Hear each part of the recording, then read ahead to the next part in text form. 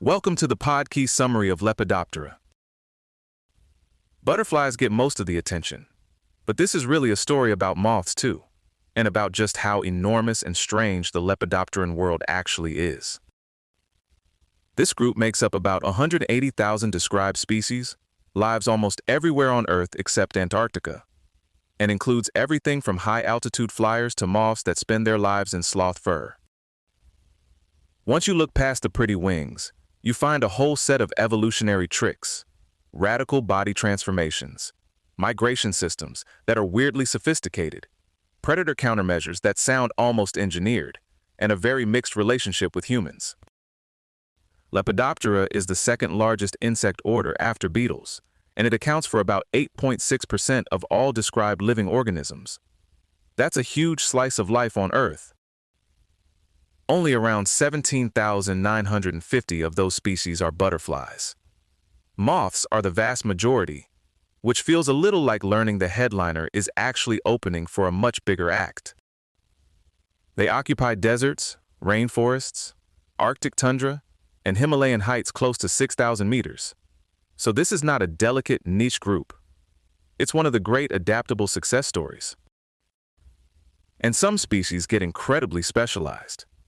There are sloth moths that live only in sloth fur, species of Tinea that breed on cattle horns, and larvae found in owl pellets, bat caves, honeycombs, diseased fruit, and even inside the bodies of scale insects. One of the keys to that success is complete metamorphosis. The caterpillar starts out as basically an eating machine with chewing mouthparts, grows through a series of instars, becomes a pupa, and then emerges as a sexually mature adult built for a different life. The split between stages matters. Caterpillars mostly eat plants and store energy, while adults usually sip nectar with a proboscis, disperse, find mates, and sometimes help with pollination. So the larva and the adult aren't competing for exactly the same role. Nature, for once, went with good compartmentalization. The timing can be wildly different depending on the species. Some adults live only a week or so, while the Arctic caterpillar Gynophora groenlandica can take as long as 7 years to develop. And some pupae can stay in diapause for more than 10 months. The scales on Lepidopteran wings are famous for color, but they're not just decorative dust.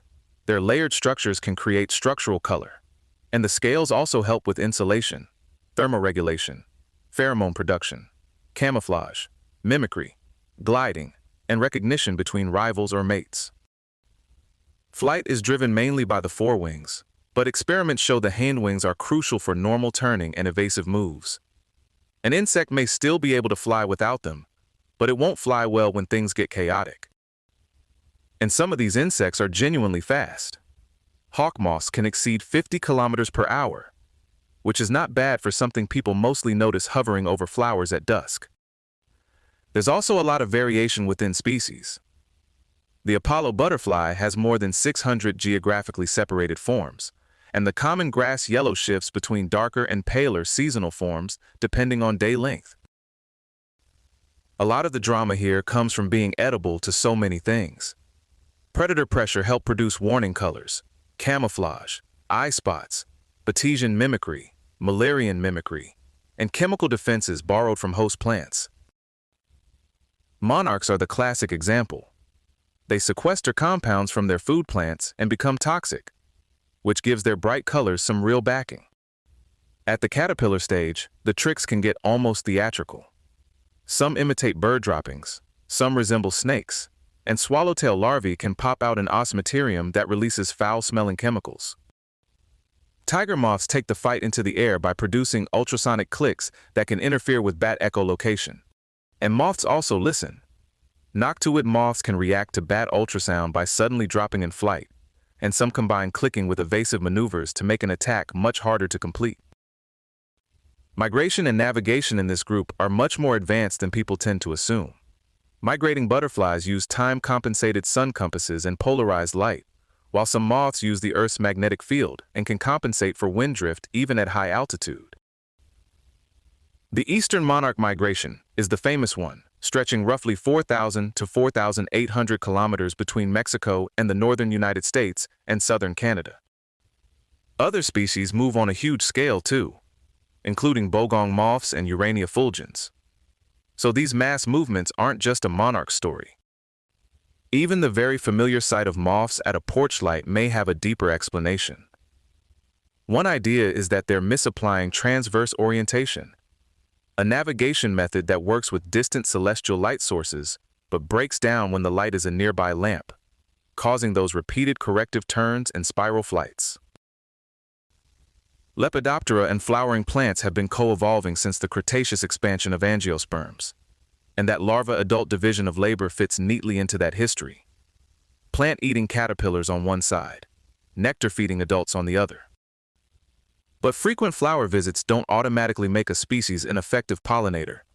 Monarchs, for example, contribute almost nothing to milkweed seed set. One of the clearest mutualisms is the yucca moth. The female actively places pollen on the flower stigma while laying eggs in the ovary, so the plant gets fertilized and the larvae get some seeds to eat.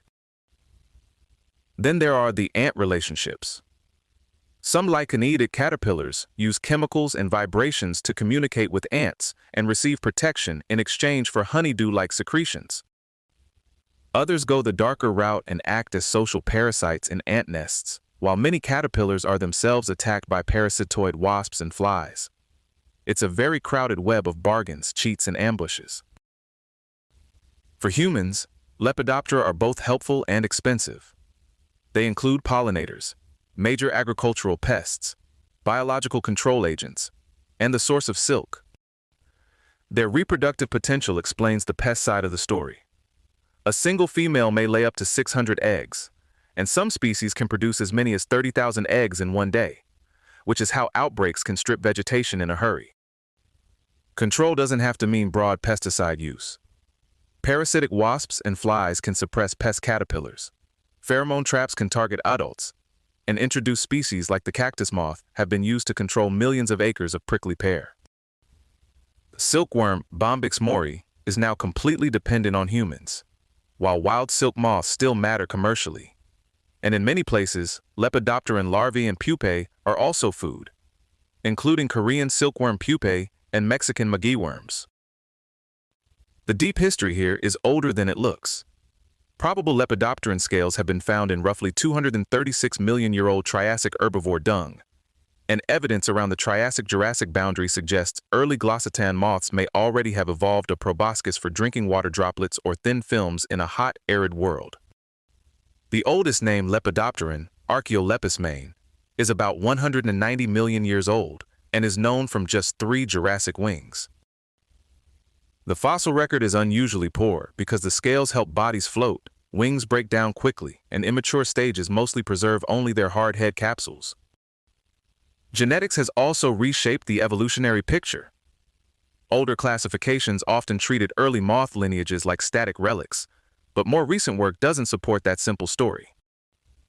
A 2024 comparative genomic study found that chromosome organization has remained largely conserved across most Lepidoptera for about 250 million years, which is a remarkable kind of long-term stability inside a group that looks so outwardly diverse. The more you look at butterflies and moths, the less they feel like a familiar background detail, and the more they feel like one of evolution's great masterclasses in adaptation. Pretty wings, yes, but also sloth fur tenants, ultrasonic anti-bat systems, 7-year caterpillars, and ancient chromosomes just quietly holding the line. This episode was generated by Podkey. Create your own at podkey.fm.